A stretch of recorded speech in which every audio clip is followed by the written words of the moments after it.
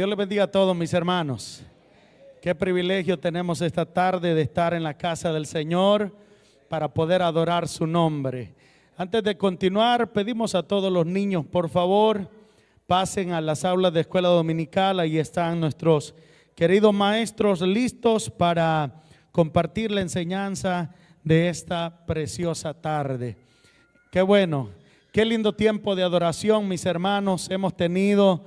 Nos hemos gozado en la presencia de Dios.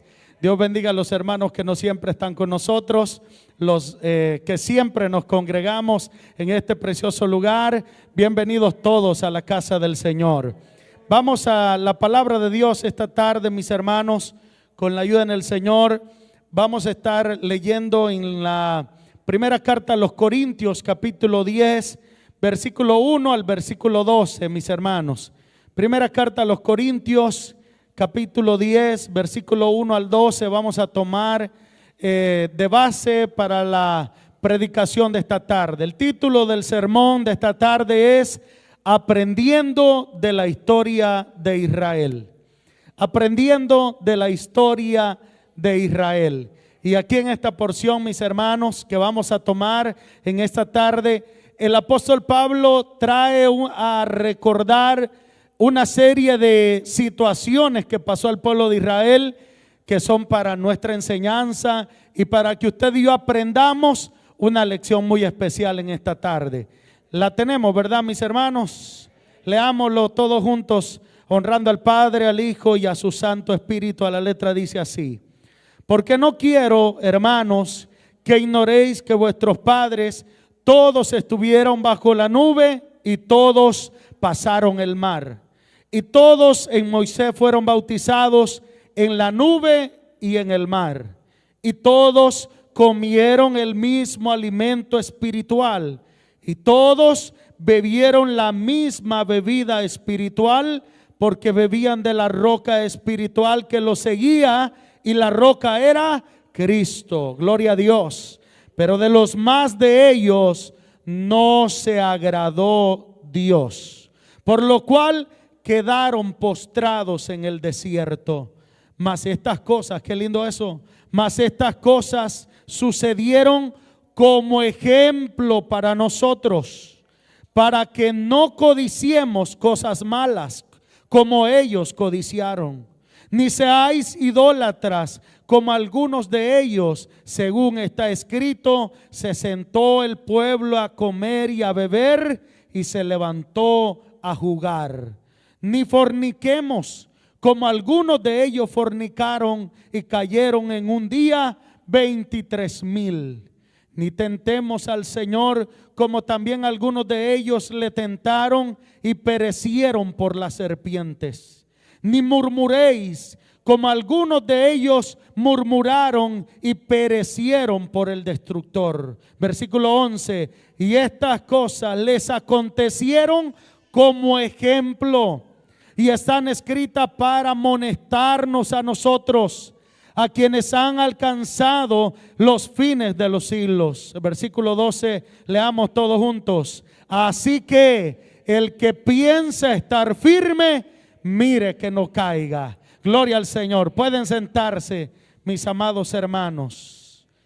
Aprendiendo de la historia de Israel.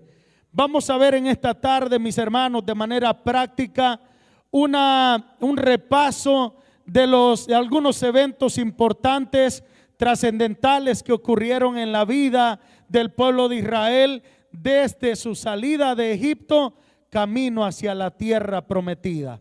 Eso es lo que vamos a ver en esta tarde.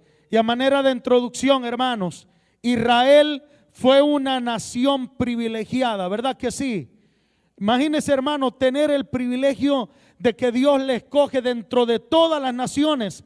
Escoge a la nación de Israel para que fuesen su pueblo y para que Él fuera su Dios. Es un privilegio enorme, es un privilegio especial, mis amados hermanos. Y la nación de Israel fue una nación privilegiada. Estando en Egipto, Dios les libertó a la nación con señales portentosas. Los llevó en dirección de la tierra prometida y Dios hizo proezas en todo ese camino. Desde que llegaron al Mar Rojo, Dios milagrosamente lo parte en dos. Israel camina, pasa el mar en seco, dice la palabra de Dios. Y de ahí comenzaron a haber milagros, hermanos, sobrenaturales, milagros preciosos.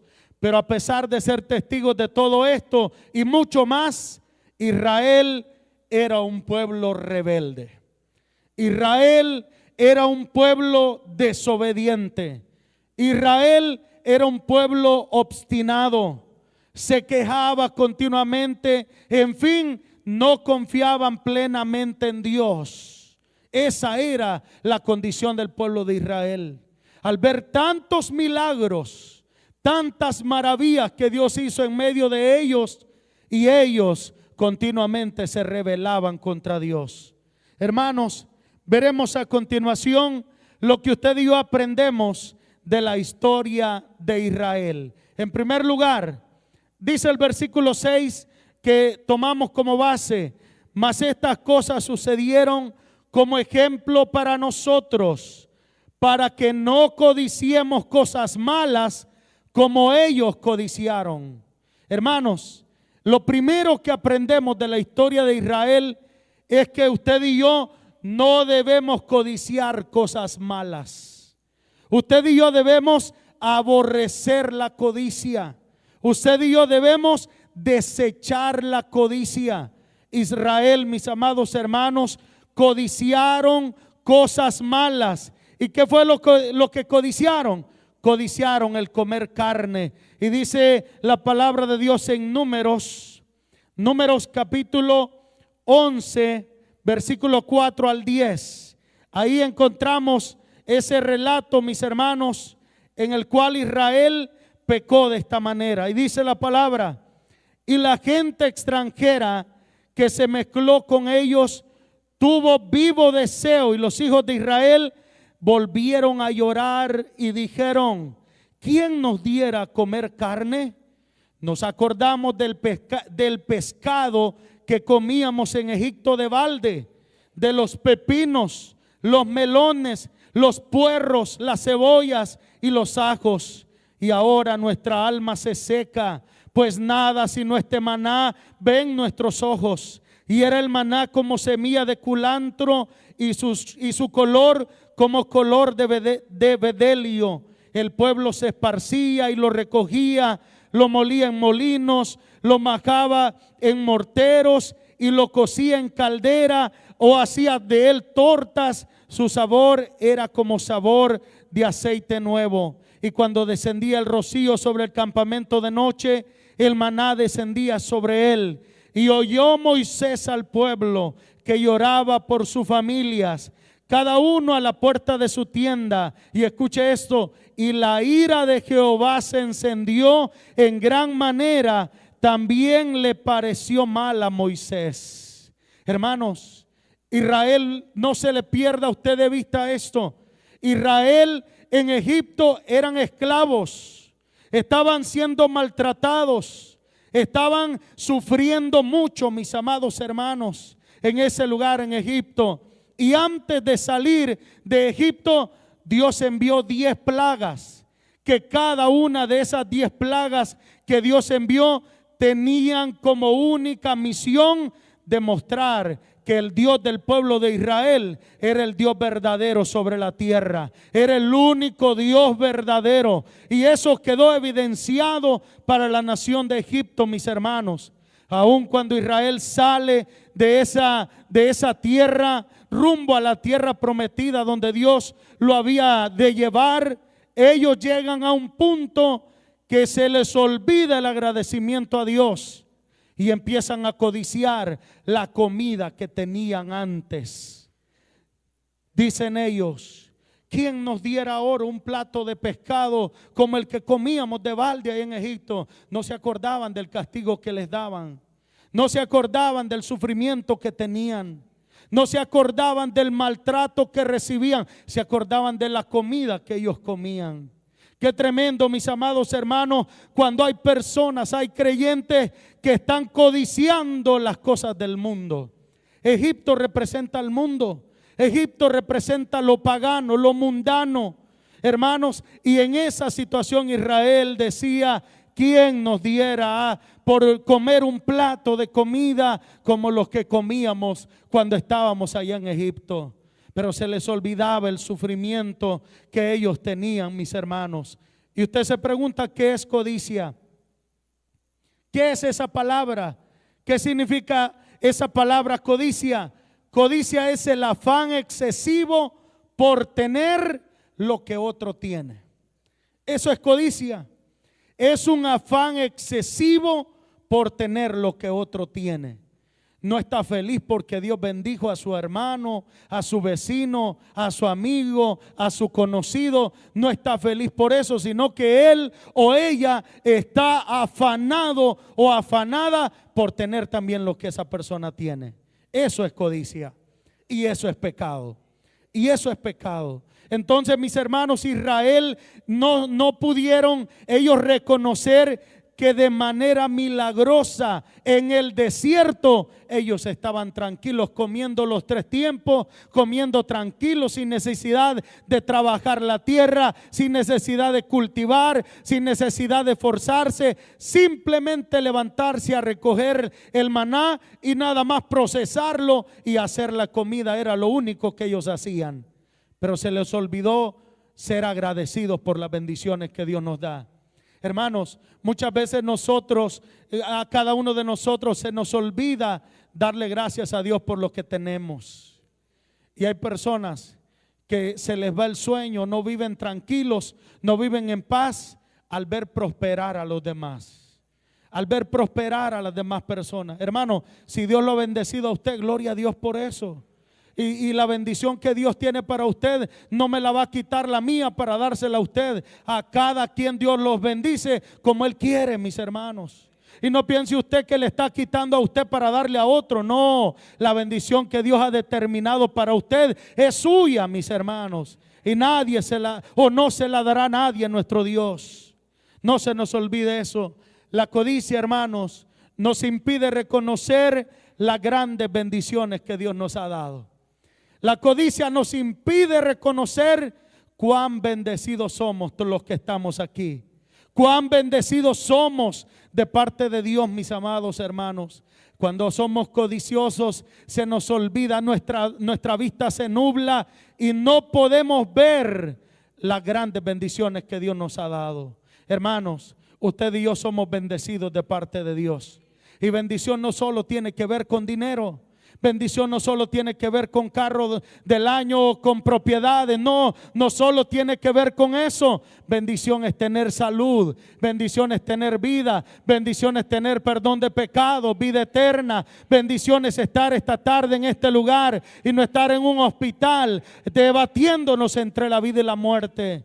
Oramos por los hermanos que están enfermos. Claro que sí, es una realidad, mis hermanos. Pero bendito Dios que usted y yo estamos aquí esta tarde alabando y glorificando el nombre de Dios. Somos bendecidos, mis hermanos. Pero la persona codiciosa cree que él o a ella le hace falta algo para ser feliz. Y la felicidad no consiste en la cantidad de bienes que nosotros tengamos. El gozo del cristiano no se basa en eso. No se basa en una gran cuenta de banco o una gran cantidad de posesiones. De ninguna manera. Nuestro gozo viene de Dios y Él habita en nuestra vida a través del Espíritu Santo. Y hay algo que el hombre más sabio, que el mismo Jesús lo dijo, nos recomienda. Y este hombre, este sabio, me refiero a Salomón. Salomón fue el hombre más sabio, más rico, era el rey. El hombre tenía todo lo que él quería. Tenía posesiones, tenía poder, tenía dinero a montón. Pero este hombre nos aconseja de esta manera. Escuche lo que dice el gran sabio Salomón. Eclesiastés 5:10 al 12. El que ama el dinero no se saciará de dinero, y el que ama el mucho tener no sacará fruto. También esto es vanidad. Cuando aumentan los bienes, también aumentan los que los consumen. Qué bien pues tendrá su dueño si no verlos con sus ojos. Dulce es el sueño del trabajador, coma mucho o coma poco, pero al rico no lo deja dormir la abundancia. Escúchelo quién lo está diciendo. No era un hombre que tenía escasez, no era un hombre que no tenía dinero, que no tenía posesiones. Era el rey, tenía un montón de posesiones, mis hermanos. Y este hombre dice: el que ama el dinero jamás se va a saciar, siempre va a querer más, más, más, más y más. Y no importa lo que haya que hacer o los delitos que haya que cometer, lo importante es tener dinero. Y eso, dice Salomón, es vanidad. Y sigue diciendo: y el que ama el mucho tener, el que ama las posesiones, nunca se va a saciar con ellas. Nunca se va a saciar con ellas. Y dice el versículo 12: dulce es el sueño del trabajador, coma poco o coma mucho, pero al rico no le deja dormir la abundancia. Hermanos, también en Proverbios encontramos una petición de uno de sus escritores y le dice: Señor, no me des escasez, porque no sea que faltándome vaya y peque delante de ti, pero tampoco me des abundancia, porque no sea que teniendo mucho vaya y blasfeme tu nombre. Manténme del pan necesario. En otras palabras: Señor, no me des mucho, pero tampoco me des poco. Dame lo necesario para cada día. Y yo estoy seguro que todos los que estamos aquí, Dios nos ha provisto lo necesario cada día para poder salir adelante. Hermanos, somos bendecidos de parte de Dios. Pero la codicia, hermanos, es algo que nos impide reconocer las bendiciones que Dios nos ha dado. Hermanos, desechemos la codicia. Eso Dios no lo quiere, Dios lo aborrece, mis hermanos. En segundo lugar, dice el versículo 7 del pasaje que leíamos: ni seáis idólatras, como algunos de ellos, según está escrito, se sentó el pueblo a comer y a beber y se levantó a jugar. Lo segundo que aprendemos, mis hermanos, de la historia de Israel es que usted y yo no tenemos que ser idólatras. Idólatras. Y vea, viendo el pueblo que Moisés no bajaba del monte Sinaí, allá estaba en la presencia de Dios, recibiendo la ley, recibiendo los mandamientos. El pueblo dice: Moisés tarda, a Aarón, haznos dioses para que los adoremos. Hermanos, después de todo lo que Dios había hecho, demostrando que Él era el único Dios verdadero, Israel se levanta y le dice a Aarón: Aarón, haznos dioses, porque no sabemos lo que le aconteció a Moisés, quizás ha muerto, haznos dioses para que les adoremos. Qué tremendo, hermanos, en la condición en la que el pueblo de Israel se encontraba, mis hermanos. Y dice Éxodo 32, escuche eso, hermanos, qué tremendo. Cuando Israel, después de ver tantos milagros, el Dios que los había sacado con mi mano poderosa de Egipto, ellos prefirieron mejor adorar ídolos. Y dice el versículo 1 al 8 del capítulo 32 de Éxodo: viendo el pueblo que Moisés tardaba en descender del monte, se acercaron entonces a Aarón y le dijeron: levántate, haznos dioses que vayan delante de nosotros, porque este Moisés, el varón que nos sacó de la tierra de Egipto, no sabemos qué le haya acontecido. Y Aarón le dijo: apartad los zarcillos de oro que están en vuestras orejas, de vuestras mujeres, de vuestros hijos, de vuestras hijas, y traédmelo. Entonces todo el pueblo apartó los zarcillos de oro que tenían en sus orejas y las trajeron a Aarón. Y él las tomó de las manos de ellos y les dio forma con burril e hizo de ello un becerro de fundición. Entonces dijeron: Israel, estos son tus dioses que te sacaron de la tierra de Egipto. Hasta el líder Aarón estaba completamente cegado, hermanos, en ese momento. diciendo: este es el ídolo, un becerro de oro, este es el Dios que te sacó de Egipto. Qué tremendo, hermanos. Estas personas estaban completamente cegados, y viendo esto, Aarón edificó un altar delante del becerro y pregonó a Aarón y dijo: mañana será fiesta para Jehová. Y al día siguiente madrugaron y ofrecieron holocausto y presentaron ofrendas de paz, y se sentó el pueblo a comer y a beber, y se levantó a regocijarse.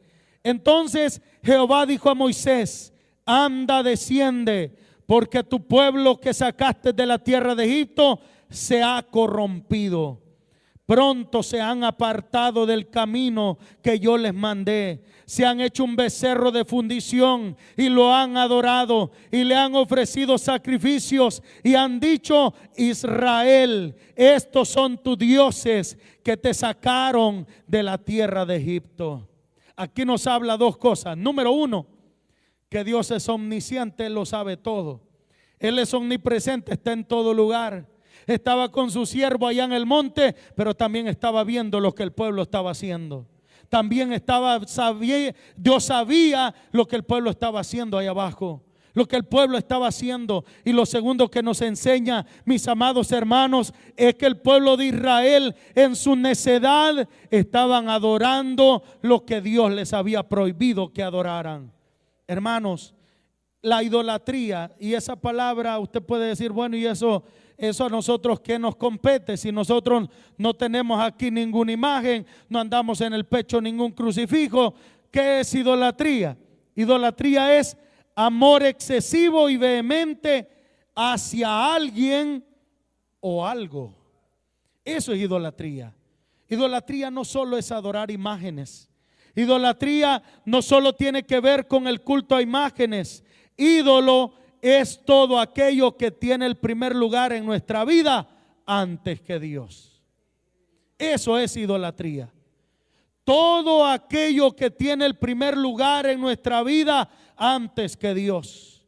El orden de prioridades para nosotros como cristianos tiene que ser Dios en primer lugar, segundo lugar la familia, y tercer lugar la iglesia. Y de ahí podíamos seguir enumerando las demás cosas, mis hermanos. Pero esos tres lugares deben de establecerse de esa manera, porque si en el primer lugar de nuestra vida está la familia, ahí tenemos un problema. Si en primer lugar de nuestra vida está nuestro trabajo, ahí tenemos un problema. Si en nuestra vida está otra cosa que no, o alguien que no sea Dios, ahí hay un problema, mis hermanos. Eso es idolatría. Y primera de Juan capítulo 5 versículo 21 nos dice: hijitos, guardaos de los ídolos. Amén. Dice la palabra de Dios. Entonces, mis hermanos, debemos apartarnos de la idolatría. Todo aquello que nos está robando el tiempo con nuestro Dios, eso es idolatría. ¿Cuánto tiempo pasamos en el teléfono, en la televisión, en otras cosas, tiempo de ocio? Mis hermanos, ahí nosotros podemos hacer un balance de qué cosas son las más prioridades para cada uno de nosotros. Mis hermanos, nuestra relación con Dios debe ser prioridad. Nuestra comunión con Dios debe ser lo primero. Nuestra comunión con Dios debe ser lo principal en cada uno de nosotros. De ahí lo demás es secundario, hermanos. Lo demás es secundario. Lo primero es nuestra relación con nuestro Padre Celestial. Entonces, de Israel ellos tuvieron que recibir la reprensión de Dios a tal grado que Dios le dice: Moisés, apártate. Mira, voy a destruir a todas estas personas porque han pecado. Son personas obstinadas, rebeldes, desobedientes. Yo voy a hacer de ti una nación diferente. Yo voy a hacer de ti, Moisés, una nación ejemplar. Apártate, hazte un lado y voy a derramar juicio sobre todos esos desobedientes. Y Moisés le dice: Señor, pero el primero que tienes que derramar juicio es sobre mí. Dice él, como el líder que estaba al frente. ¿Qué dirán las naciones? Para matarlos en el desierto los sacó de Egipto. ¿Qué dirán de ti las naciones? Entonces ahí Dios cambió de parecer, mis hermanos, por la petición que Moisés le hizo delante de él. Entonces, hermanos, la idolatría nos roba el tiempo que tenemos que darle a nuestro Dios. Nos roba las prioridades en nuestra vida. Tercero, dice el versículo 8. El versículo 8 dice de la siguiente manera: ni forniquemos, como algunos de ellos fornicaron y cayeron en un día 23,000 personas. 23,000 personas. Lo tercero, hermanos, que aprendemos de la historia de Israel es que debemos desechar la inmoralidad sexual. Eso es lo tercero que aprendemos de la historia de Israel. Israel fornicó con las hijas de Moab. Y dice la palabra en Números capítulo 25, versículo 1 al 9. Escucha lo que dice la palabra de nuestro Dios. Dice así: moraba Israel en Sitín, y el pueblo de Israel y el pueblo empezó a fornicar con las hijas de Moab, las cuales invitaban al pueblo a los sacrificios de sus dioses, y el pueblo comió y se inclinó a sus dioses. Así acudió el pueblo a Baal Peor, y el furor de Jehová se encendió contra Israel. Y Jehová dijo a Moisés: toma a todos los príncipes del pueblo y ahórcalos ante Jehová delante del sol, y el ardor de la ira de Jehová se apartará de Israel. Entonces Moisés dijo a los jueces de Israel: matad cada uno a aquellos de los vuestros que se han juntado con Baal Peor. Y aquí un varón de los hijos de Israel vino y trajo una madianita a sus hermanos a ojos de Moisés y de toda la congregación de los hijos de Israel, mientras lloraban ellos a la puerta del tabernáculo de reunión. Y lo vio Fines, hijo de Eleazar, hijo del sacerdote Aarón, y se levantó de en medio de la congregación y tomó una lanza en su mano y fue tras el varón de Israel a la tienda y lo alanceó a ambos, al varón de Israel y a la mujer por su vientre. Y cesó la mortandad de los hijos de Israel, y murieron aquella mortandad 24,000 personas. Hermanos, Israel había recibido una orden de parte de Dios, y la orden era que no iban a tomar mujeres para los hombres, ni hombres para sus mujeres que no fueran israelitas, que no se iban a relacionar, que no se iban a mezclar de esa manera con otras naciones, mis hermanos. Pero Israel nuevamente desobedece el mandato de Dios. ¿Y qué pasó? Producto de esa acción murieron 24,000 personas. Producto de su decisión murieron 24,000 personas. Hermanos, esto nos enseña que usted y yo debemos ser puros sexualmente hablando. Debemos ser puros sexualmente hablando. ¿Y qué es inmoralidad sexual entonces? ¿Qué es inmoralidad sexual?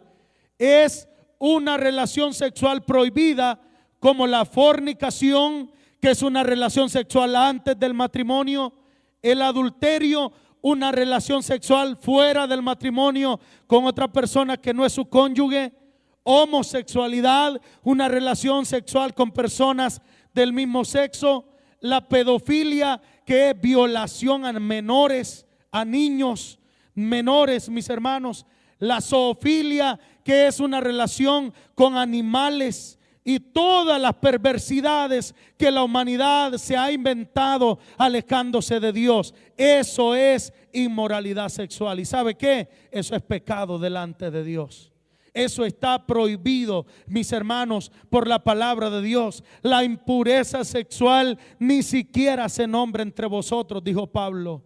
Ni siquiera se nombra entre vosotros. Y dice Efesios, hermanos, capítulo 5, versículo 3: pero fornicación y toda inmundicia o avaricia ni aun se nombre entre vosotros, como conviene a santos. como conviene a hijos de Dios, como conviene a cristianos, como conviene a redimidos, como conviene a personas que hemos sido lavados con la sangre del Cordero. Mis hermanos, esto es algo que usted y yo debemos tener presente siempre en nuestra vida. Hermanos, la palabra de Dios lo dice, no lo digo yo, no lo dice nuestro pastor, no lo dicen los líderes de la iglesia, lo dice la palabra de Dios. Los que viven en inmoralidad sexual no tienen parte en el reino de los cielos. Y dice Efesios capítulo 5, versículo 5, porque sabéis esto, que ningún fornicario o inmundo o avaro, que es idolatría, tiene herencia en el reino de Cristo y de Dios. Le pregunto, ¿quiere usted tener heredad en los cielos con nuestro Dios? Yo también, y es por eso que debemos consagrarnos delante de Dios. Es por eso que debemos hacer la voluntad de Dios. ¿Y cuál es la voluntad de Dios? Que usted y yo seamos santos, que usted y yo nos consagremos, que usted y yo nos apartemos del pecado, mis amados hermanos. Y en 1 Tesalonicenses capítulo 4, versículo 3 al 5 nos dice: pues la voluntad de Dios es vuestra santificación, que os apartéis de fornicación, que cada uno de vosotros sepa tener su propia esposa en santidad y honor, no en pasión de concupiscencia, como los gentiles que no conocen de Dios. Que no conocen de Dios. Nosotros somos gentiles, es cierto, pero sí conocemos a nuestro Dios. Sí sabemos sus ordenanzas, sí sabemos la voluntad de Él cuál es, y es por eso que debemos acatar las recomendaciones de Dios.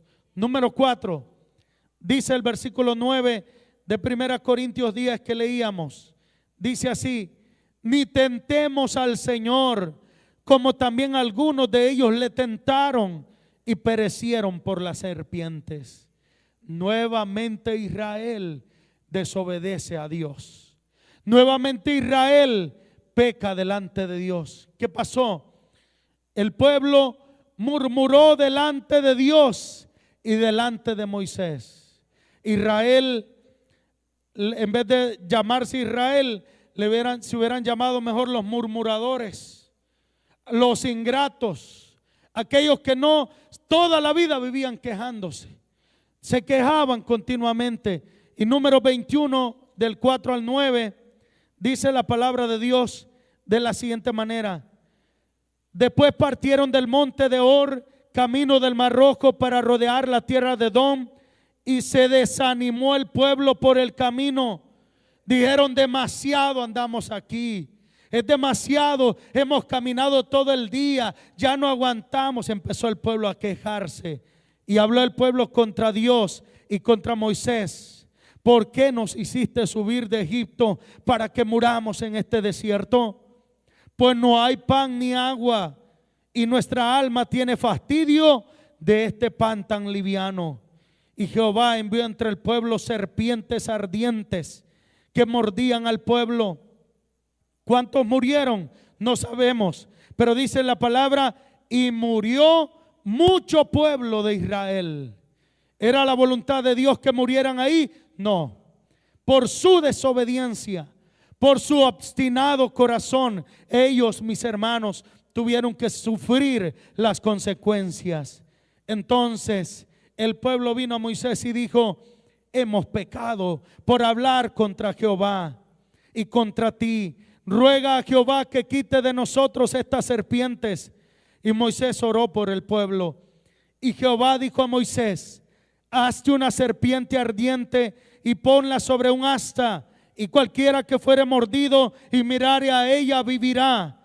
Y Moisés hizo una serpiente de bronce y la puso sobre un asta, y cuando alguna serpiente mordía a alguno, miraba la serpiente de bronce y vivía.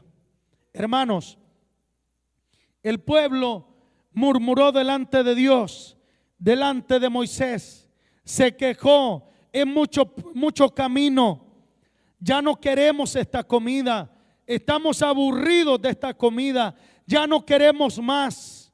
Y por causa de la murmuración del pueblo murieron muchas personas porque eran mordidos por las serpientes. Eran mordidos por las serpientes ardientes. Ellos tentaron a Dios, hermanos, en repetidas ocasiones.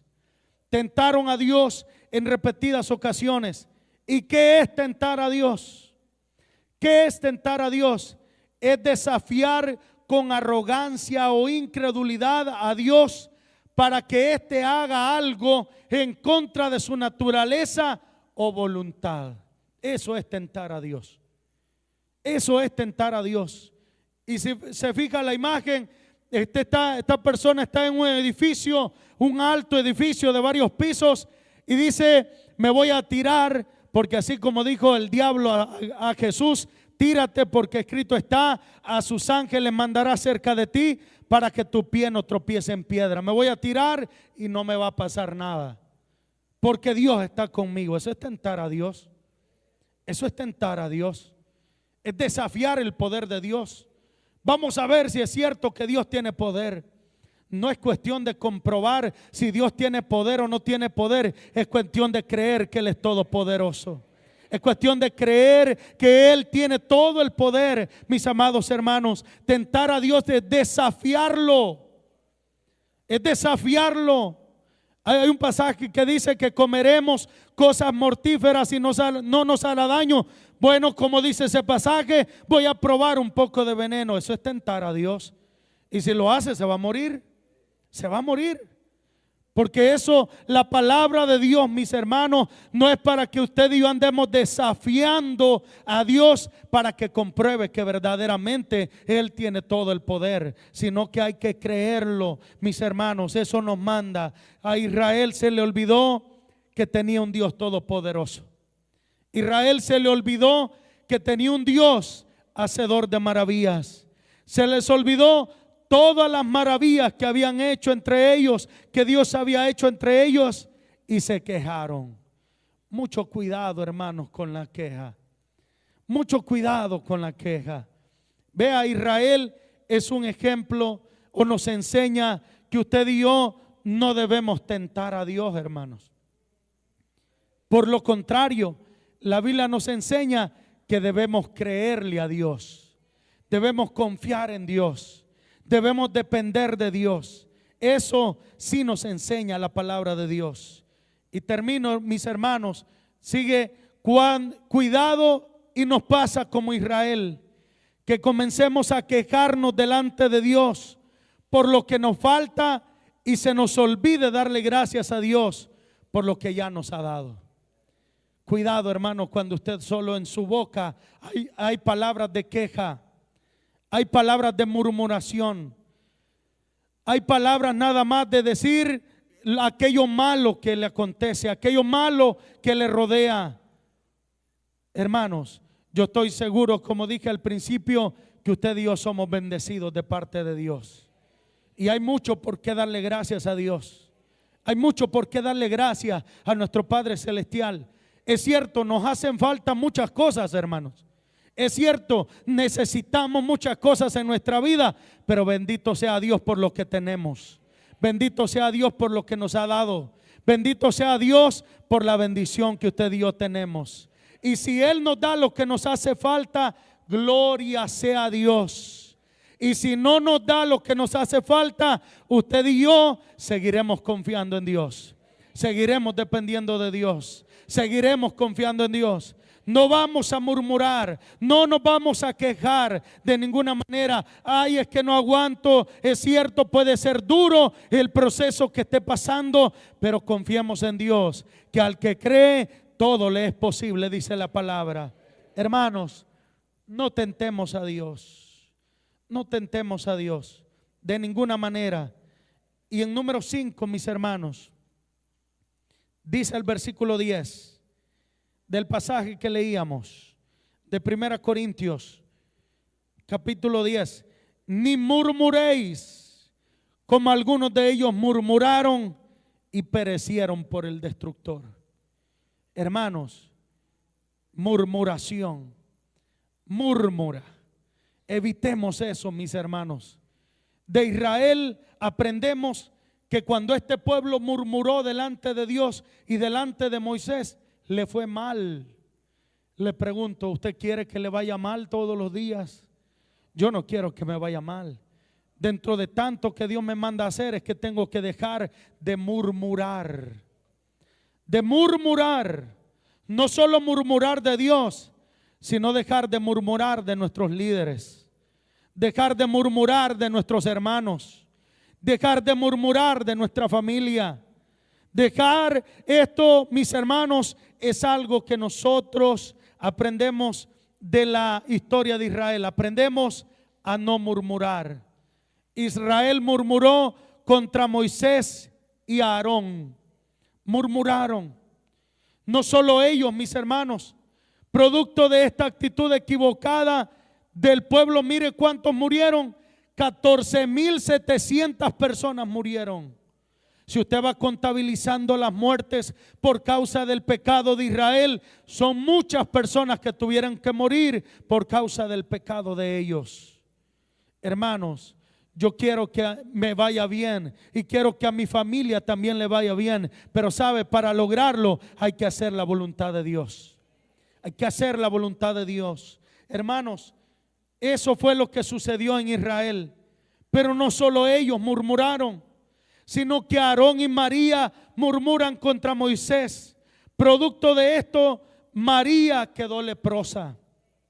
Aarón y María dijeron, a causa de la mujer cusita, una mujer morenita que era de otra raza, que no era israelita, Moisés la había tomado como esposa, y a causa de eso Aarón y María dijeron, bueno, ¿y acaso que solo por Moisés ha hablado Dios? ¿Acaso que solo Moisés puede ser el único líder de la nación de Israel? Y Dios, como conoce todo, Él sabía lo que ellos dos estaban tramando, mis amados hermanos. Y producto de esta murmuración, María quedó leprosa. Y por intercesión de Moisés, a Aarón no le pasó nada, pero quedó leprosa María. Quedó leprosa, y el pueblo de Israel se tuvo que quedar estancado por varios días mientras a María le pasaba lo que le había sucedido. Él tuvo que quedar estancado el pueblo por causa de eso, mis hermanos.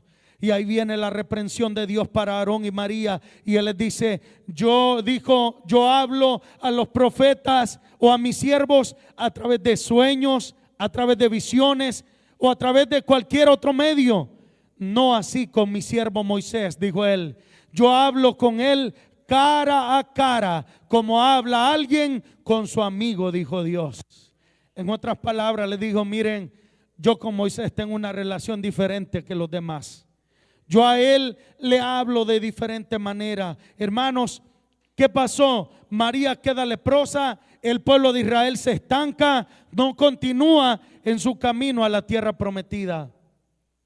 Además, usted conoce la historia de los 12 espías que fueron a reconocer la tierra de Jericó. Cuando regresaron, los 10 espías empezaron a decir, no podemos conquistar esa tierra. Esa tierra nos van a matar sus moradores. No vayamos, nos van a comer, nos van a matar. Eso es de gusto que nosotros subamos, porque sería un suicidio de parte de nosotros. Pero ve, hermanos, Israel, no solo los 10 espías que fueron a reconocer la tierra murmuraron, sino que murmuró también con todo el pueblo. Y el pueblo junto con los 10 espías perecieron. Ninguno de ellos entró a la tierra prometida, solo Josué y Caleb fueron los únicos 2 que entraron a la tierra prometida. Mis hermanos, imagínense, eran 2 espías al igual que los demás. ¿Qué marcó la diferencia?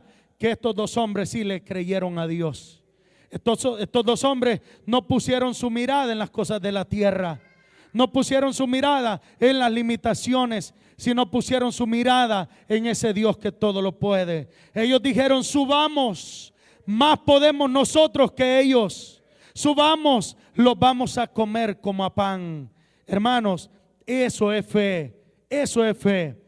Además, Coré, Datán y Abirán se levantaron contra Moisés.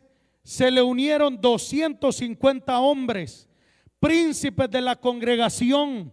No eran cualquier persona, eran de los principales. eran del consejo, varones de renombre, dice la palabra de Dios. Como decimos nosotros, estos no eran cualquier mantamojada, hermanos. Estos no eran de esos. Estos eran varones de renombre. Y ahí están las citas bíblicas. Y dice la palabra que ellos fueron consumidos por el fuego. Su familia, sus pertenencias, se los tragó la tierra. Se los tragó la tierra. Hermanos, ¿por qué? Porque murmuraron delante de Dios. Murmuraron delante de Dios. Entonces, la murmuración no es buena, hermanos. La murmuración no viene de Dios. Y si usted solo vive murmurando, si usted solo vive quejando, si usted solo vive con palabras negativas, mis hermanos, le invito a tener un encuentro personal con Dios y conocer al Dios de la Biblia, ese Dios que todo lo puede, ese Dios que está con nosotros aún en los días más sombríos, en los días más oscuros, en los días más tenebrosos. Él está a nuestro lado. Hermanos, eso sucedió en la nación de Israel. Y en conclusión, mis hermanos, hay un dicho popular que se dice, mis hermanos, que el que aprende de sus errores es sabio, pero el que aprende de los errores de otro es doblemente sabio. Porque cuando nosotros cometemos un error, nos toca sufrir las consecuencias. Nos toca enfrentar las consecuencias que vienen, hermanos. Pero cuando vemos el testimonio de otra persona que ha pasado por procesos difíciles, que ha pasado por momentos duros, y esa persona nos aconseja a nosotros que no nos vayamos por ese camino y nosotros obedecemos, entonces somos doblemente sabios, porque evitamos una catástrofe en nuestra vida y nos fuimos por un camino seguro. Hermanos, eso es la gran pregunta, ¿era la voluntad de Dios que Israel sufriera todo lo que yo le he mencionado y muchas cosas más? No era la voluntad de Dios. ¿Sabe cuál era la voluntad de Dios? Que ellos fueran a la tierra prometida, tierra que fluye leche y miel. La voluntad de Dios es que usted y yo vayamos a la patria celestial. No quiere que perezcamos en el infierno. La voluntad de Dios es que tengamos vida eterna con nuestro Dios todopoderoso, que estemos para siempre con Él, como dice su palabra. Hermanos, de Egipto a Canaán eran 7 días de camino. 7 días de camino. ¿Sabe cuánto tiempo tuvo que andar Israel errante en el desierto? 40 años. Hasta que se murió el último de los desobedientes, el último de los incrédulos, el último de aquellos que no creían en Dios. Cuando hubieron muerto todos esos, solo quedó Josué y Caleb, que eran los únicos 2 que sobrevivieron de esa generación de 20 años para arriba, que entraron a la tierra prometida. Hermano, yo no quiero que se cuente de mí que soy de parte de los que perecieron y se quedaron en el arrebatamiento de la iglesia. Yo quiero ser de aquellos que como becerros de la manada salgamos alegres a recibir al Señor en el aire. Para eso hay que esforzarse, hay que creerle a Dios, hay que consagrarse, hay que hacer la voluntad de Dios. Esto no es sencillo, pero esa es la voluntad de Dios. Eso es lo que Dios quiere. Hermanos, esto le aconteció a Israel como ejemplo para nosotros. Quedaron escritas estas cosas para amonestarnos a cada uno de nosotros en la actualidad. Si evitamos practicar estos pecados, vamos a evitar catástrofes terribles en nuestra vida a causa de nuestra rebelión. Iglesia, aprendamos del ejemplo de Israel. Aprendamos del ejemplo de Israel. Y termino leyendo lo que dice el versículo 11 y 12. Y estas cosas les acontecieron como ejemplo y están escritas para amonestarnos a nosotros, a quienes han alcanzado los fines de los siglos. Versículo 12. Así que el que está firme, mire que no caiga. Póngase en pie en esta tarde. Quiero pedirle a mi pastor, a nuestro pastor, que pase y nos dirija en una oración en esta preciosa tarde, mis hermanos. Yo sé que cada uno de nosotros en algún momento en la vida, hermanos, hemos cometido estos pecados, pero que pidámosle a Dios que nos ayude hoy a vivir en santidad, consagrándonos para la gloria de Dios. Que Dios me los bendiga a todos.